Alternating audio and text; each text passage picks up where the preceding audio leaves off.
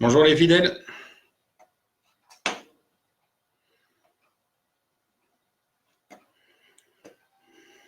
Salut Francine, bonjour Madison, bonjour Rose.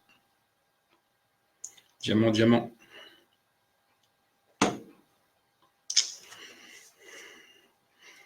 Les petites réflexions du matin, du lundi pour lancer la semaine. Je vois pas. Bonjour Caroline. Je ne vois pas arriver beaucoup de questions pour agiter les baguettes. J'en ai eu une hier. Bonjour Noël. J'ai une question pour savoir à propos d'Elisabeth II. Alors sans dévoiler les choses, je ne dirai rien. De toute façon, je demande Caroline éventuellement de regarder aussi. Elisabeth II, la reine-mère, est-ce qu'elle est encore là ou pas?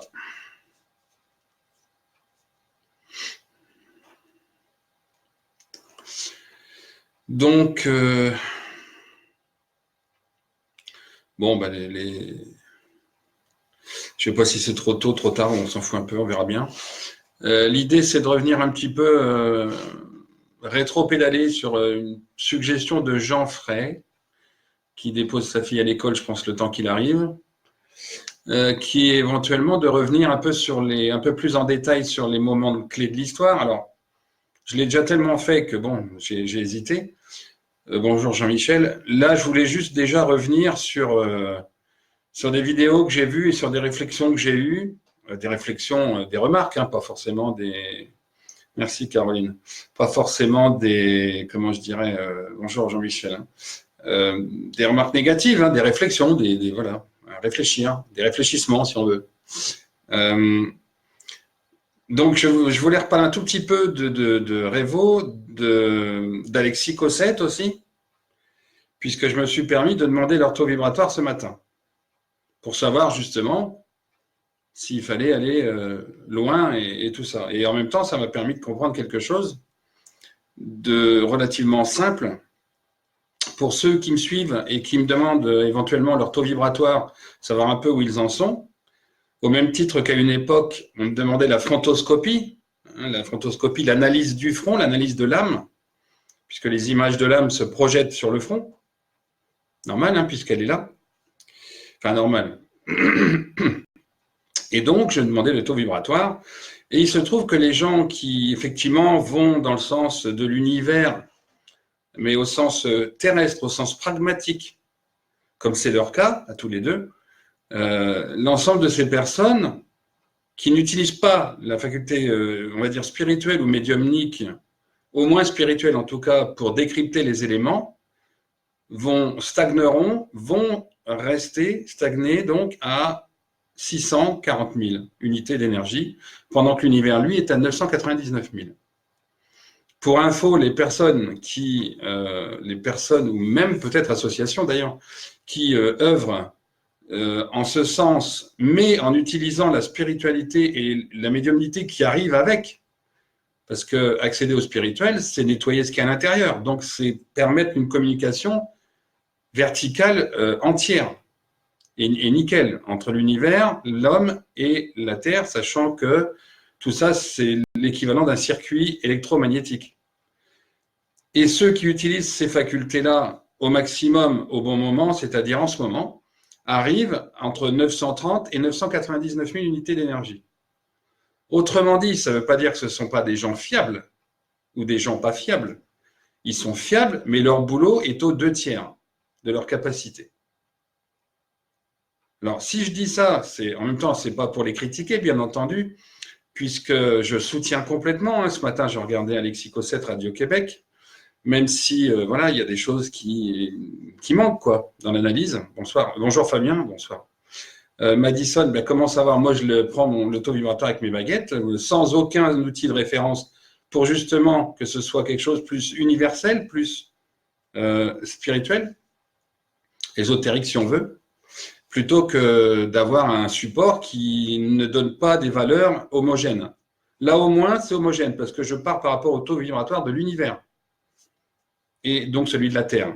Là où il y a des cohérences, c'est que, par exemple, les astéroïdes qui viennent de Saturne, qui viennent régulièrement de Saturne tous les 12 000 ans au moins, ces astéroïdes sont à 1 945 000, c'est-à-dire quasiment 2 fois 999 000.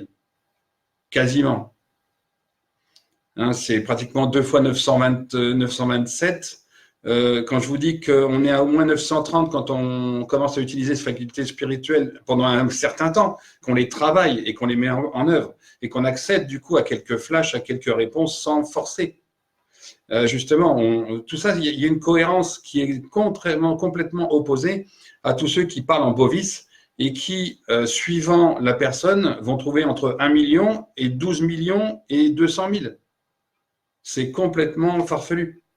Donc voilà, alors bien sûr, je soutiens leur travail, mais évidemment, on peut pas avoir les. Enfin, on a des infos qui sont pas forcément similaires, en tout cas pas de la même façon. Et comme je l'ai dit, bonjour Brigitte, comme je l'ai dit samedi ou vendredi, ça explique les réflexions qu'on entend du genre oui, mais là, il y a déjà ce prénom et ce nom. Ça montre justement l'absence de réflexion verticale. Et c'est dommage parce que ça permettrait d'aller chercher des infos dans des endroits auxquels on ne pense pas. Et ça, c'est extrêmement dommageable pour une recherche parce qu'on perd beaucoup de temps alors qu'il y a des orientations. C'est pour ça que je l'ai dit, j'ai toujours milité pour qu'il y ait une mixité, une corrélation entre le factuel et l'un peu plus éthérique, forcément. Hein, donc, de la même façon, Alexis Cossette, quand il dit dans cette vidéo d'hier que ceux qui vous disent que Obama a déjà été exécuté, il ne faut pas les écouter, il faut passer, il faut machin, il faut truc, et puis il faut qu'ils s'excusent quand ils disent ça, c'est de la désinformation. Et que dans la foulée, il cite un exemple justement qui n'est pas avéré, je trouve ça dommage.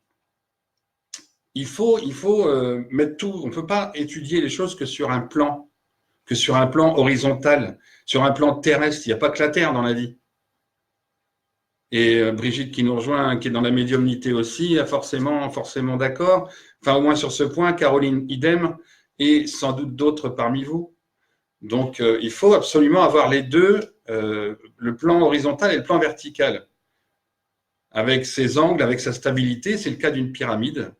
C'est le cas d'un certain nombre d'ouvrages. Et on ne peut pas rester à plat. Quand on reste à plat, ça diffuse de trop, ça s'éparpille de partout. Ça ne tient pas, la tête, elle tombe forcément à un moment donné. Alors, je voulais aussi parler de cette... Oui, c'est alors ce que Alexis Cossette, ce dont il parle sur la rébellion, le truc rébellion qui se passe dans le monde, que c'est à l'opposé des gilets jaunes et machin, c'est exactement pareil. Bonjour Karim. C'est exactement pareil, quelque chose qui est fait de loin.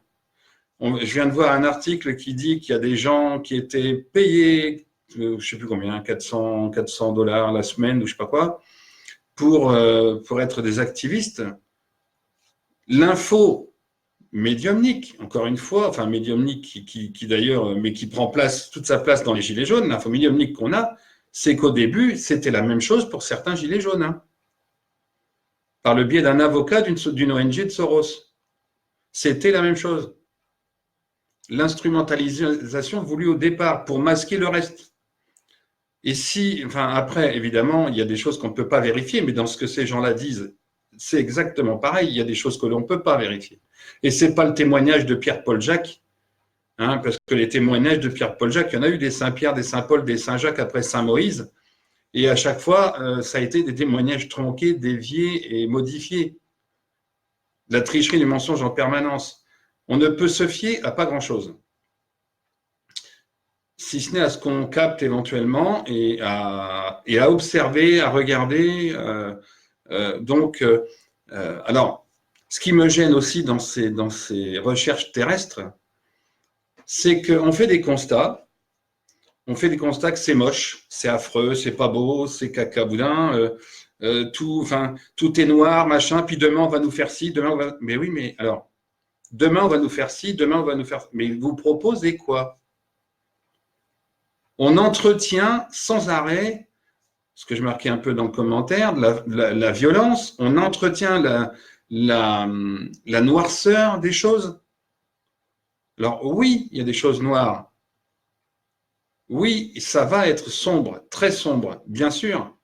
Mais comme je le dis en soins, et en vidéo aussi, de toute façon, puisque c'est aussi une des paraboles, c'est un des fondamentaux. Si vous avez une récolte de blé neuve de l'année, s'il en reste dans le silo, il faut l'évacuer. Hein, parce qu'il a de toute façon trop de temps, trop de stockage par rapport au neuf.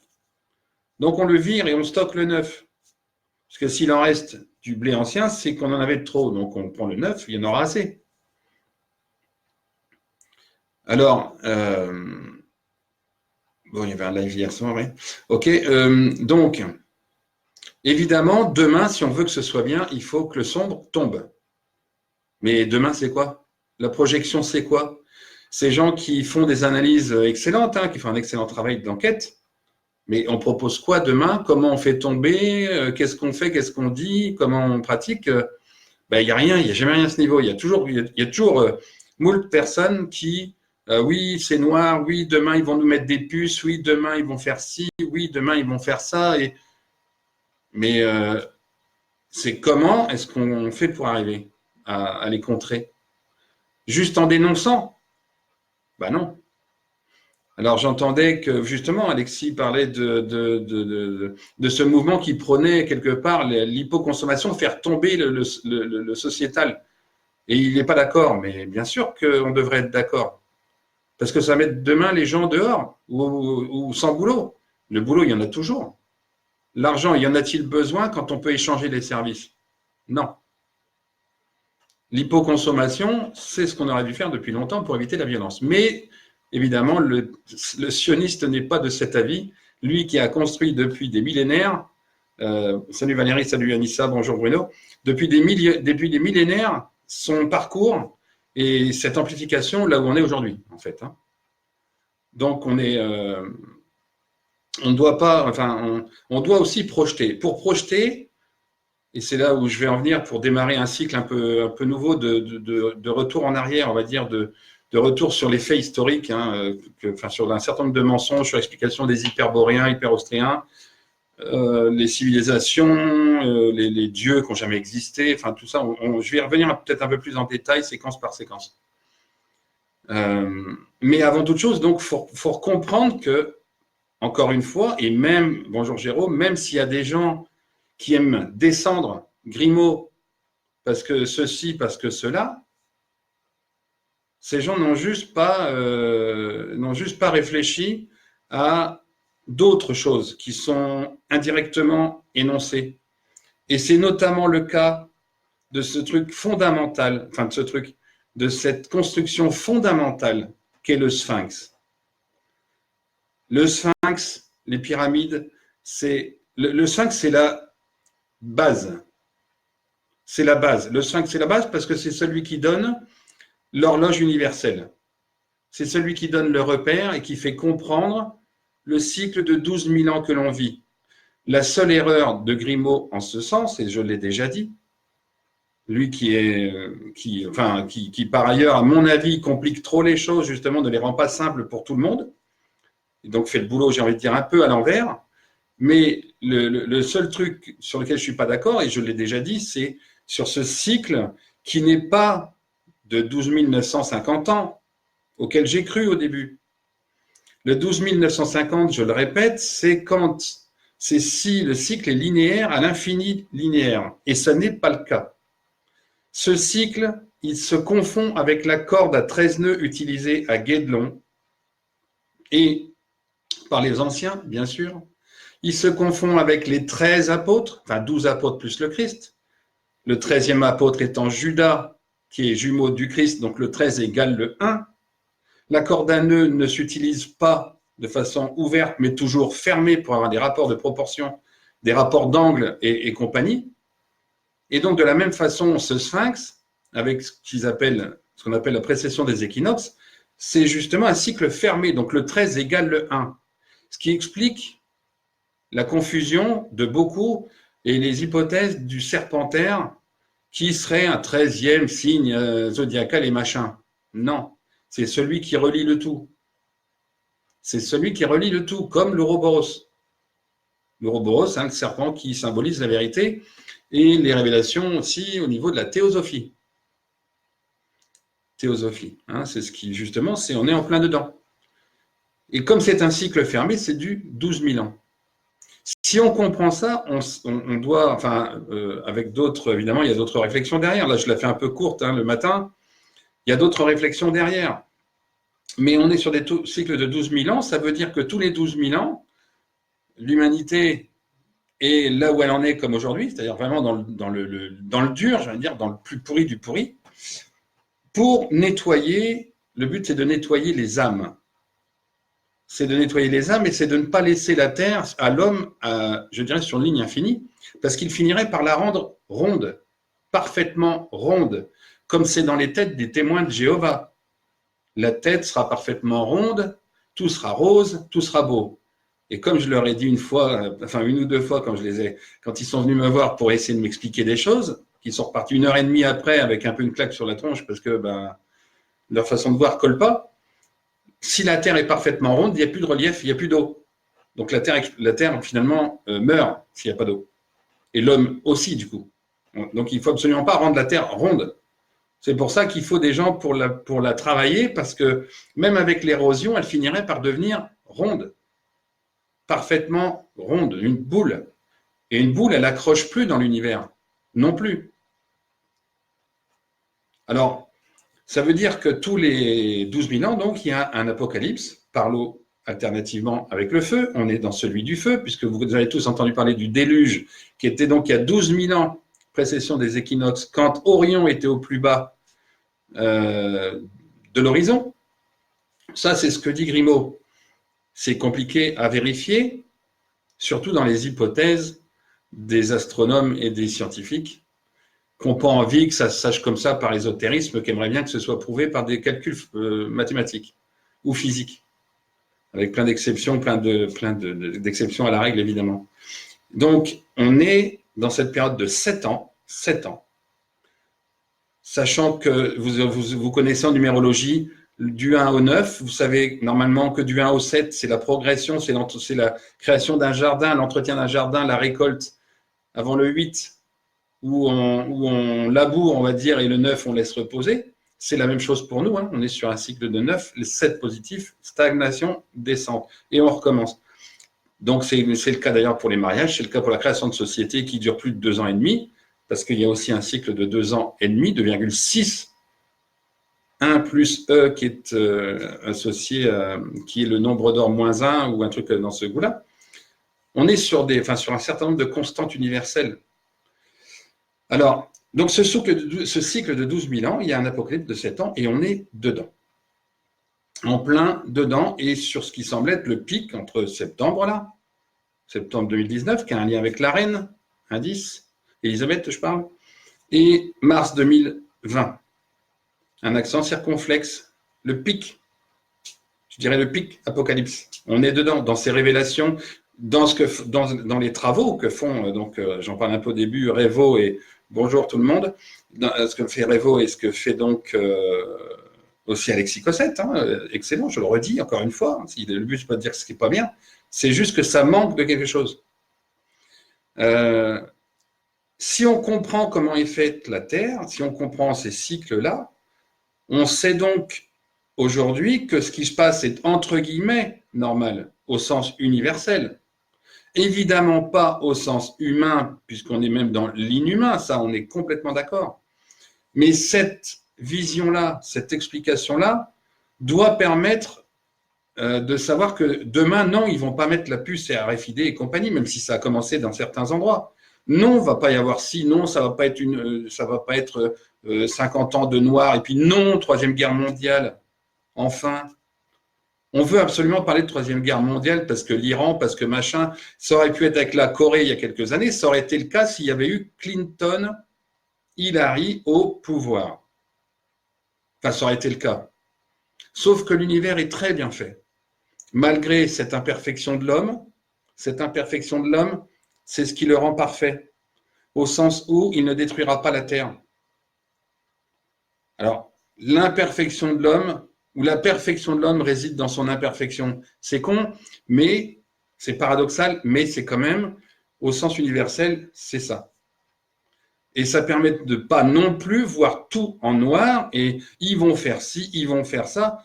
Mais il y a plein d'ailleurs, il y a plein de gens qui veulent vous faire méditer, qui veulent vous faire des grandes prières à 1 million de personnes dans le monde pour faire changer les choses. Tant qu'à faire des prières, mettez plutôt de l'énergie positive dans la façon de voir les choses. Considérez plutôt l'après nettoyage. Parce qu'effectivement, merci Jean, effectivement, si on écoute tous ces gens, et c'est ce qui fait qu'ils ne sont pas à 999 000 unités d'énergie, c'est parce qu'ils entretiennent la noirceur actuelle. Oui, puis demain. Et d'un autre côté, ça leur permet aussi d'avoir des vues la semaine suivante, puis la semaine d'encore après. Oh la vache, ouais, c'est noir, le noir. On n'entretient que le noir. En plus, c'est ce qu'on reproche aux médias classiques, hein, de ne faire que des infos sur le meurtre de machin, sauf ce qui nous regarde, sauf ce qu'on aimerait savoir sur Benalla. Tiens, il n'y en a plus. De Rugy, il n'y en a plus. Ferrand, c'est déjà barré. Toutes les affaires, là, ça y est. Écran de fumée. Et quelque part, quand on ne fait que de parler de trucs rébellion, là, je ne me rappelle plus comment ça s'appelle. Salut Valérie. Quand on ne fait parler que de trucs rébellion, et je parle pas de Révo, hein, je parle de l'autre truc, le mouvement international, là. Quand on fait que de parler de ça, on entretient la noirceur, on entretient le voile. On maintient le voile, on l'attache, hop, le voile, on le laisse. Mais aller à fond, au fond des affaires qui sont déjà en cours, avant d'avoir un truc qui, de toute façon, ne tiendra pas la route. Ça ne tiendra pas. On a envie que... on a envie de révéler tout seul, tout d'un coup, là. Mais même moi, je l'ai déjà dit. Extinction, rébellion, merci Jean. Au moins, je m'en souviendrai, je n'y arrive pas. Extinction, rébellion, voilà, c'est encore un leurre, c'est encore un truc Soros ou pas Soros. Après, Alexis nous dit Soros, non, c'est pas, il est mort, non, c'est pas vrai, machin. Mais allez plus loin dans la réflexion. Il y a d'autres personnes qui ont fait des vidéos l'année dernière déjà, que l'on ne voit plus, qui étaient des vrais Américains. Merci à tous pour l'extinction rébellion. Je vais essayer de m'en souvenir. Il y a des mecs américains très au courant, très au fait du truc, et qui l'ont dit très explicitement, pour éviter qu'il y ait un problème d'exfiltration. Pendant un transport à Guantanamo, on ne dit pas les infos au jour le jour. Pour l'agrandissement de ce Guantanamo, on ne va pas vous dire là tout de suite, là on a grandi ce mur-là. Avec les moyens qu'ont les adversaires, la cabale, c'est voué à l'échec. Le seul moyen, c'est de le faire en discrétion, non? Donc, moi, je veux bien qu'on me dise, non, ils sont tous vivants, machin, puis parce que comme ça, on les fait témoigner. Non, on les faisait témoigner. On les a fait témoigner. Mais c'était il y a quelques mois. Là, on est environ à 10 mois et 1 ou 2 semaines de décalage. Hein, tous les mois, il y a 2 mois qui se rattrapent, tous les mois. Donc, en mars, on sera à 0 décalage. Alors, extinction, rébellion, ce n'est pas complètement positif, Jean. Effectivement,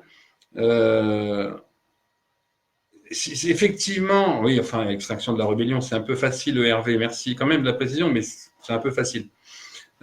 Parce qu'effectivement, d'apparence, proposer de moins consommer, mais comme le dit Alexis, parce que son boulot, je le répète, est bon, effectivement, dans les statuts et dans d'autres commentaires, ceux qui ont fondé ça ont aussi la notion transgenre. Hein. Donc, effectivement, ils jouent leur dernier joker. Oui, je suis assez d'accord avec ça.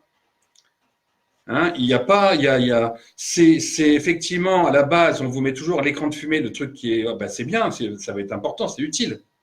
Et comme il dit, la tête d'affiche Greta, sa mère qui achète de la pizza avec des déguisements machin. Non, mais si on ne comprend pas les images subliminales, il faut arrêter tout. Donc évidemment, ce mouvement, mais je vous rappelle que les Gilets jaunes, et je l'ai déjà dit, si je soutiens la majorité des individus qui ont essayé, enfin qui sont allés râler et gueuler. On l'a toujours dit. Le jaune et le noir sont les emblèmes sont les couleurs du satanisme. Ils sont allés chercher Argilier. Argilier, son patron, il avait une boîte. D'ailleurs, le logo a disparu, curieusement, qui s'appelait Art de la Villa, avec un soleil jaune et noir, sur fond noir. Art de la Villa. Pourquoi Art de la Villa? Parce qu'avec le A, ça apparaissait comme le premier logo de toutes ces boîtes. Comme ça, c'est une astuce d'ailleurs pour ceux qui créent des sociétés. Essayez d'utiliser la lettre A en premier pour être référencé dans les premiers.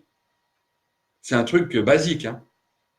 Art de la Villa, le patron d'Argilier, donc c'était en Belgique, je crois.